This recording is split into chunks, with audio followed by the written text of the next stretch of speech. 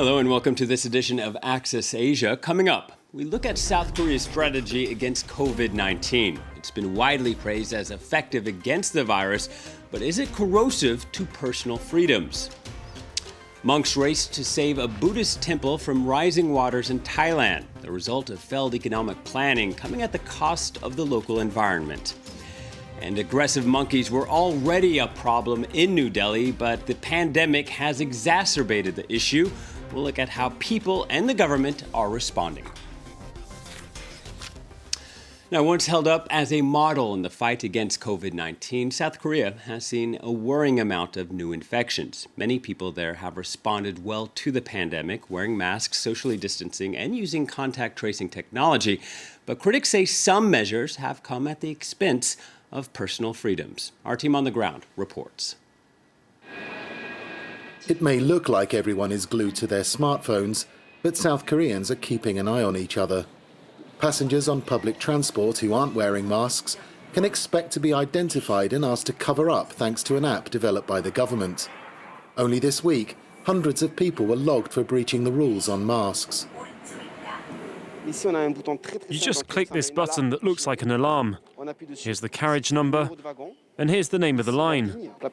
Select person not wearing a mask, and then confirm. Everything's geolocalized, so we can quickly report people to security.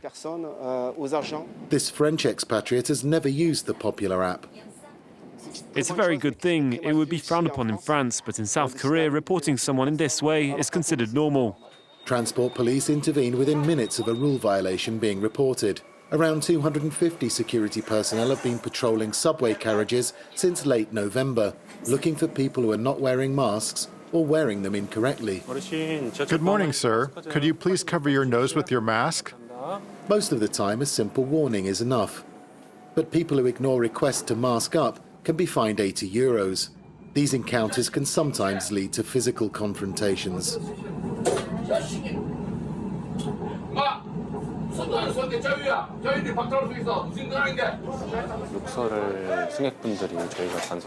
Sometimes some passengers get angry and swear. It's really frustrating. I would like them to know that we are not doing this to upset them. It's for their own good. South Korean society, where social cohesion can take precedence over individual freedoms, is largely behind the scheme. I know about this application, and I have already reported someone. If someone was monitoring me and reported my behavior, it wouldn't bother me. There's nothing bad about this. We have to be very careful about COVID-19 because it's a highly contagious virus, and it's very dangerous for older people. South Korea saw fewer than 500 daily cases between March and November. The country, one of the first to record COVID-19 cases, kept the outbreak under control thanks to widespread adherence to preventive measures. The government had prepared too, taking measures such as setting up intensive care units in containers outside hospitals in anticipation of an influx of patients. The units cost almost a third less than regular ones and take up minimal space. People entering bars, restaurants and other venues must register via their smartphones, enabling authorities to alert people who may have come into contact with an infected person. Some diners are worried about sharing their personal data. But the QR code system we use means that the information goes straight to the authorities. No one else gets access to it. Most South Koreans see these measures not as a threat to their personal freedoms, but as a way to battle the virus together. At the beginning of the pandemic, we used to write down our personal data, like our name and number, but that meant using pens that had been touched by lots of people. It wasn't very hygienic. This robot, making deliveries at a housing complex in northern Seoul, is also helping to reduce human contact. Park Jae-won, A mother of 2 small children says the deliveries are safe and efficient. She orders meals online, which the robot brings to her building's entrance 15 minutes later.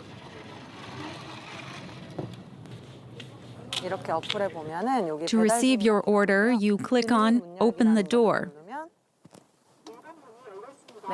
It's very simple. And then you just go and collect your meal.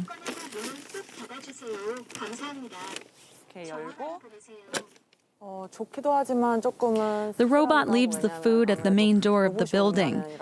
It makes me feel much safer in the middle of a public health crisis, but it's also a little sad. It means there is less human contact.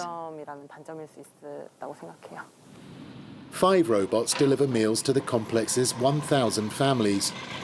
By early 2022, technological improvements mean they should be able to use the lift and to take meals all the way to the residents' front doors. In Thailand, a Buddhist temple has become a symbol of the country's fast-eroding coastlines. It used to be at the heart of its village. Now, as seawaters rise, it could be wiped off the map. Emerald Maxwell looks at how monks are trying to save their temple. This is all that remains of Samut Chin in Thailand, a Buddhist temple that 30 years ago was at the heart of a village home to 300 people, now engulfed by the seemingly relentless rising tide. For its abbot, not abandoning the temple is a question of principle. Over there was a school, and around it there were homes where people lived, and also a road over there. Of that road, all that's left are telegraph poles emerging from the water like constant reminders of a past life. This was the area in 1974. The temple in red was in the middle of the village. In 1991, it was at the edge of the ocean. By 2009, it had become a peninsula. 20 years ago, in a bid to stop the waters from submerging their place of worship, the monks began planting thousands of mangrove trees, a natural defense against coastal erosion. Their roots help to bind soils and stabilize the shoreline, and the above-ground roots soften the force of the waves, offering protection against high tides and storms. Mangroves grow in salt water, and if we plant a lot of them, it limits the damage done by waves and tides. At the moment, it's working. The rest of the village was retreating from the advancing water, before villagers also began planting mangroves a decade or so ago. Before we planted the mangroves, we had to move every 2 or 3 years because of the erosion. Now we don't have to move anymore. By planting mangroves, the villagers are in fact rebuilding what they had undone. Extensive mangrove forests once protected this coastline, but were cleared to develop these shrimp farms. An economic choice Thailand is now paying dearly for. The community and investor, they have converted all the mangrove land into shrimp pond, and that by converting the mangrove to the shrimp pond like this, all the trees have been cut, all the soil that mangrove have contained were released, and then the whole ecosystem collapsed. That's one of the reasons that causing the severe coastal erosion for Thailand. So will the mangrove save Thailand's coastline? The Thai government, NGOs, and this group of volunteers hope so. Today they're planting nearly 200 trees. Each one is positioned in the mud, attached to a bamboo stick as a support. If everyone comes together, it will mean local communities can continue to live along the coast. It's a titanic effort. Thailand lost almost a third of its mangrove trees in the late 20th century. Today, about 700 kilometers of land are threatened by erosion, a quarter of the country's coastline. Well, for years, officials in India have had trouble managing New Delhi's monkey population. And since the pandemic began, the situation has worsened. The animals have repeatedly strayed into homes and even attacked people. Monkeys have long been part of the scenery in New Delhi, but their moment really came during the COVID lockdown, when people deserted the capital. They took the opportunity to reclaim the city, sneaking onto the metro and even into homes. When hungry, they're known to be aggressive. Shalini Yadav was attacked by 3 monkeys who climbed through the window of her flat and ran into the kitchen to raid her fridge. They opened the door and rummaged around, spilling milk and making a mess. Shalini tried to chase them out. They turned on her. They bit me here. Look, this wound was very deep, and it got infected in the following days. Now I have scars. In response to this invasion, the city employs agents whose job it is to disperse the monkeys.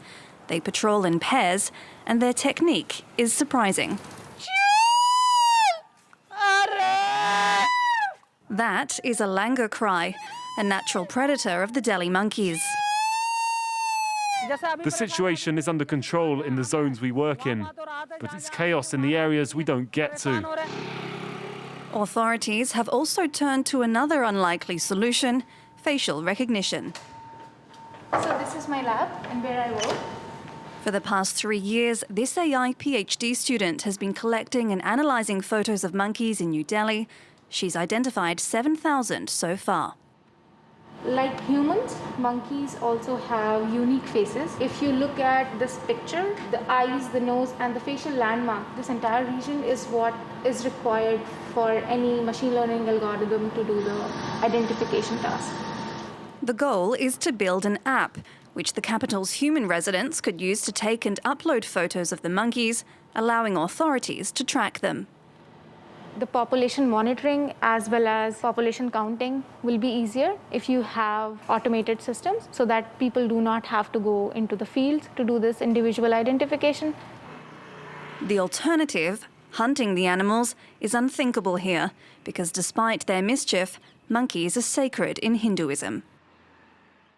And we end with a look at the Nadam Festival in China. The 3-day event celebrates horse racing, folk dancing, and traditional costumes. It's held in China's autonomous region of Inner Mongolia, not to be mistaken with the country of Mongolia. This year, the temperatures were a negative 30 degrees Celsius, certainly bone-chilling, but heartwarming nonetheless. That's it for this edition, and thank you for watching.